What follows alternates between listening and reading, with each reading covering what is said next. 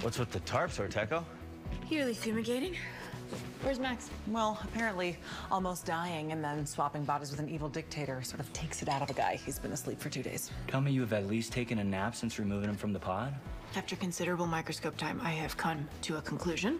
The telomeres in Jones's DNA, the thing that geneticists use to measure life expectancy, are disintegrating at a rapid rate. Making Max Jones's safe haven from death even more implicit. But if we can swap them into their rightful bodies and sever the psychic tether between them, we can both save Max and be free to kill Jones.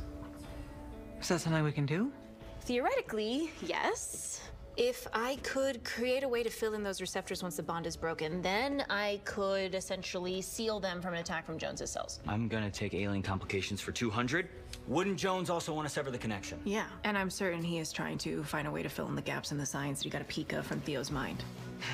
Whoever gets the science first controls whose body Max stays in. Me and Alex are trying to get the Lockhart machine to work properly so we can retrieve the rest of Theo's equation. That would totally give us the advantage.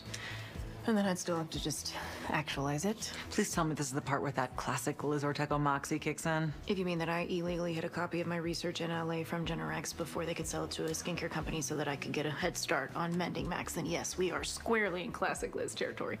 Alien complications for 400. Go.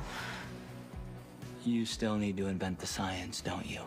Yes, and I feel my best chance at doing that would be with the person that I broke the initial boundaries of these theories with, my former lab partner, Heath. You're talking about bringing in the guy you got under in order to get over Max in on our secret? Heath was more than a booty call.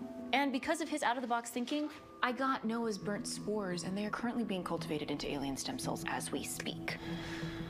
Look, considering there's a clock on Max's life, I cannot think of a better person who would help make those seconds count. Okay, I'm gonna close out the alien complications category and wager that Heath isn't gonna call you back since he drove you back here and you told him to go chase a Dr. Holden who doesn't exist.